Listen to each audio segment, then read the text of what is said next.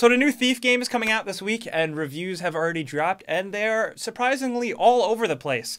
Some people think the game is pretty good, some people think the game is awful. Critics for this game are all over the place. This got me thinking and asking all kinds of questions about reviews and what they mean to people and what they mean to video games, so let's talk about it. I think the new Thief is a perfect example. I was really interested in the game, being a longtime fan of the series, but I was really skeptical because it seemed different and it didn't look too exciting. And granted, websites are all over the place with this game with review scores. They're all over the place. They're 6, 5, and 6. They're 8s and 7s, and they're all over the place. Everybody has a different opinion about this game, and I wonder like what that makes people think. Everybody's really different with this, but for me, I was already curious about Thief. I already had a stake in it because I was a fan of the game, and I really wanted to check it out. I'm not the type of person to go see every single little bit and detail about a game and have the game essentially spoiled for me before it comes out, so I'm willing to check it out regardless of the review. Yes, now I'm a little cautious and I'm a little more worried about spending $60 on a game that I could hate or I could love, but the divisiveness of the reviews, the fact that they're all over the place, just makes me want to play it even more. I want to check it out for myself. I want to see what everyone's talking about. And ultimately, I want to see if I love it, because there's a chance I could, so I want to take that chance. Now, I always ask people like how they feel about reviews and like what they make them do. Like, reviews can be, for some, a very powerful thing. I've seen people go, oh, well, so much for that, canceling my pre-order.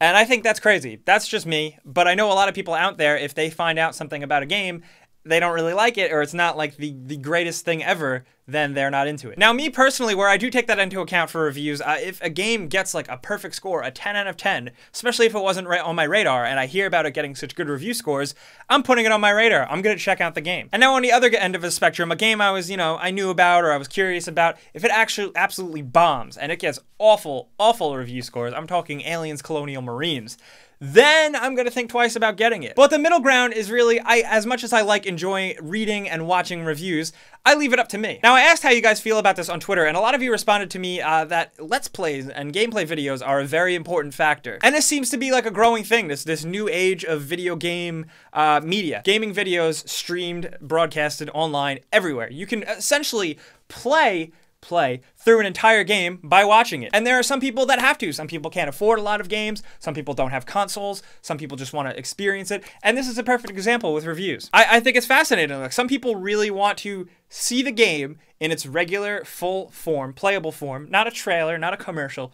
See the actual game be played for a while before they decide to play it themselves. And like, that goes back to me. I'm not into the spoiler culture. I kind of want to experience the game for the first time when the controller's in my hand. But that's just me. But this is kind of cool, and I think with this, reviews are kind of changing. People are relying on seeing the game more. And there are some people that don't even care about reviews at all. They will get whatever. They don't care, they don't care if Final Fantasy 13 Lightning Returns is a weird, crappy game. They're a Final Fantasy fan, and they're gonna check it out regardless. It really is up in the air. But I think it's worth mentioning that reviews are a very powerful thing, sometimes too scary. I feel like sometimes it's not doing a game justice, like especially with Thief. A lot of the headlines and a lot of the video titles for Thief are, you shouldn't buy this game, or like, hey, you're probably not going to want to play Thief.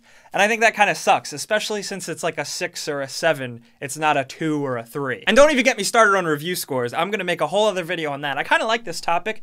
So next time I'm going to talk about review scores, and eventually I want to talk about this whole like game reviews are bought and game journalists are evil thing. But that's for another time. That's neither here nor there. But guys, I'm spinning the question back on you, as always. I want to know what you guys think about reviews, especially since I am going to expand to do reviews on this channel a little bit. I'm going to try and put out as many as I can, but I'm only one person. That being said, I am a game reviewer by trade. That was my original job, so I can't wait to get back into doing it. But anyway, let me know if a game review is important to you. Let me know if it sways your opinion. Let me know if you don't care about reviews and you buy a game regardless. And let me know, like how we talked about videos.